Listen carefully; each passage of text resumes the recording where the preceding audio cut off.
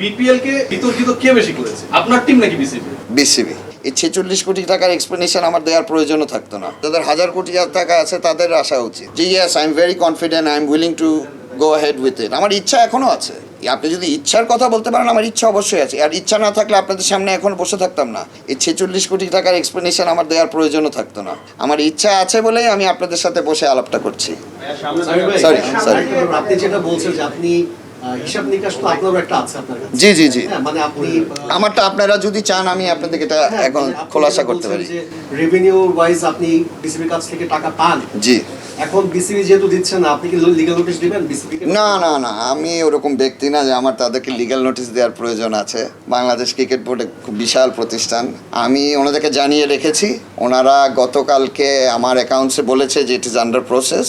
ঠিক আছে, I will wait under process.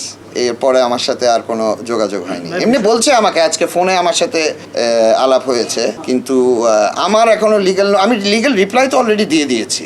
এরপরে এখন বোর্ডের সাথে কি আলোচনা হয় না হয় ওগুলোর পরে সব চিন্তা ভাবনা করবো নেক্সট স্টেপসগুলোর। অ্যাকচুয়ালি ওনারা কি পেমেন্টস করবে ওটার উপর, ওনারা কি পেমেন্টস করবে ওটা আমি এখনো জানি না। ওটার উপর নির্ভর করে হয়তো বা আমার কিছু টাকা ওখানে বাকি থাকতেও পারে, বাকি যেগুলো হয় ওগুলো আমার তরফ থেকে পূরণ করতে হবে। বাট এটা অল ডিপেন্ডস বোর্ড কি পেমেন্টসগুলো করে, ওটা এখনো আমি জানি না ওনারা কি পেমেন্টস করছে। হোয়াট ইজ আন্ডার প্রসেস ওটা আমাকে কিন্তু এখনো বলা হয়নি। এই যেটা আমি বলছি, ফেব্রুয়ারি মাস থেকে এই হিসাব নিকাশ এগুলা ইমেলস পাঠানো, আমাকে রিপ্লাই দেওয়া, এগুলা বহুদিন ধরে চলছে। আমি তো মনে করি যাদের 100-200 কেন, যাদের 1000 কোটি টাকা আছে তাদের আসা উচিত। আমার কাছে ভাইয়া 1000 কোটি টাকা নাইও, আমার কাছে যা আছে I will do my level best for the love of cricket. যাদের কাছে 1000 কোটি টাকা আছে তাদের যদি ইচ্ছা হয় কয়েকশো কোটি টাকা, তারা অবশ্যই আসবে, মোস্ট ওয়েলকাম। সকালেও আমার একজন বিপিএল গভর্নিং কাউন্সিলের একজনের সাথে আলাপ হয়েছে, তখন উনি আমাকে ইনশিওর করেছে যে এটা শিগগিরই লিগ্যাল টিমরা বসে সমাধান করবে। দ্বিতীয় যে কলটা আমি পেয়েছি তখন ওখানে আমিও বলেছি যেটাই বসা হোক এটা লিগ্যালি আমি আমার লিগ্যাল টিম ছাড়া বসবো না। তখন উনি বলেছে, ইনশিওর করেছে যে হ্যাঁ এটা বাংলাদেশ ক্রিকেট বোর্ডের প্রেসিডেন্টের সাথে আলাপ করে এটা ইমিডিয়েটলি উনি আসার পর কিভাবে সমাধান করা হবে এভাবে উনি ইনশিওর করে দিবেন। এই প্রসেস চলাকালীন সময় আপনি বা আমি ওই একই ইস্যুতে লিগ্যালি কোনো কিছু দিতে পারি না। অ্যাবসলিউটলি, এটা বেআইনি। এখন এই কাজটা তো হয়েছে। জি হয়েছে।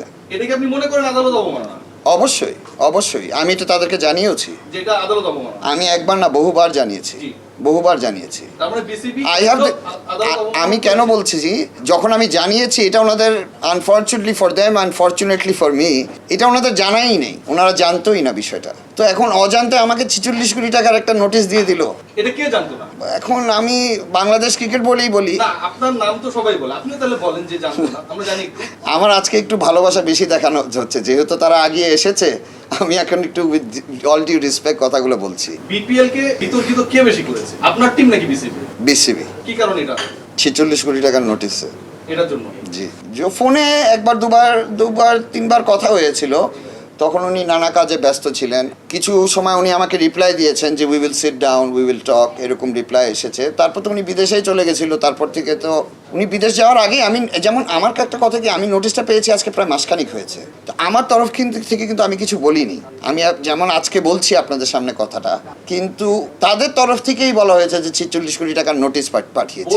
আমার সাথে তো আপনি সমাধানই করছেন না, তো আমার জায়গায় আপনি আরেকজনকে কিভাবে আনতেছেন? কথার কথা বলছি আপনাকে, আপনি আমার সাথে সমাধানই করছেন না। আপনি যদি এখানে একটা কাগজ আছে, আপনি যদি এটা দেখেন, এখানে 2018-তে মাননীয় হাইকোর্ট থেকে একটি অর্ডার আছেন বিষয়টা স্টে করে রাখা। তো স্টে ভাইয়া কখন কে করে? স্টে অর্ডার অ্যাটলিস্ট আমি গিয়ে করতে পারবো, নাহলে বাংলাদেশ ক্রিকেট বোর্ড গিয়ে করবে। বাংলাদেশ ক্রিকেট বোর্ড আমার কাছে 46 কোটি টাকা চাচ্ছে, তাহলে বাংলাদেশ ক্রিকেট বোর্ড কেন গিয়ে স্টে করবে? স্টে তো আমার করার কথা। বাট এখানে বাংলাদেশ ক্রিকেট বোর্ড মাননীয় হাইকোর্টের কাছে গিয়ে উইথ অল ডিউ রেসপেক্ট একটা স্টে অর্ডার করে আনছে। আমার কাছে জজ কোর্টেরটাও আছে, আমি ওই ডিসকাশনে গেলামই না। তো তার মানে তো বাংলাদেশ ক্রিকেট বোর্ড থেকেই স্টে করে রেখেছে বিষয়টা। তো তাহলে তো আপনি বিষয়টা পেন্ডিং করে রাখছেন, not me. If you are not resolving with me, তাহলে আপনার আমার জায়গায় আরেকজনের কথাবার্তা কেন আনবেন?